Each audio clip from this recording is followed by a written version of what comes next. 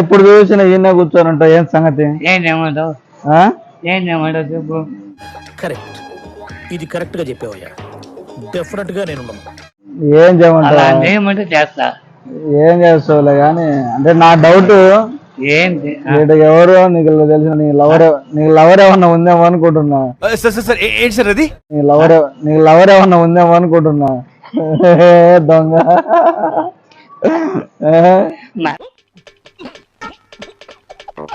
మనకేదండి అదే. అందుకే కదా నువ్వు లేస్తే ఈ టైం ఎంత ఇప్పుడు? ఈ టైంకి కరెక్ట్గా ఇక్కడ కూర్చొని ఉంటాను. 5 అవుతుంది. 5 అయితే చాలు. కాలేజ్ పిల్లలా లేకపోతే ముందు మొన్నటి వెనకడ పోయినాయి. అప్పట్లో అయితే ఉంది, అప్పట్లో వయసు ఉంది, అప్పట్లో ముగ్గురు మామూలు కథ కాదుగా. ఇప్పుడు లేదు, కాదు కాదు. ఇప్పుడు ఎందుకు మనకెందుకు అంటే ఇంకా టైం కరెక్ట్ గా నువ్వు డిసైడ్ అయితే 5ంటికి ఇక్కడ కూర్చుంటావు. అంటే కాలేజ్ పిల్లలు ఏమన్నా పోతుంటారు కదా. పల్లెలో ఉన్నప్పుడు రసగుడి పల్లెలో ఉన్నాం కదా అప్పుడు. అప్పుడు కథ లేదు, ఇప్పుడు కథ లేదు.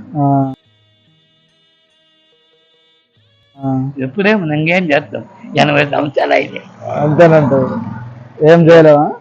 ఏం పని కూడా ఏం కాళ్ళు అంటే అన్నాడు గాని ఆ ఊహ ఎంత బాగుందో. తేగుడు ఒకటి ఆయాసం ఉంది నాకు.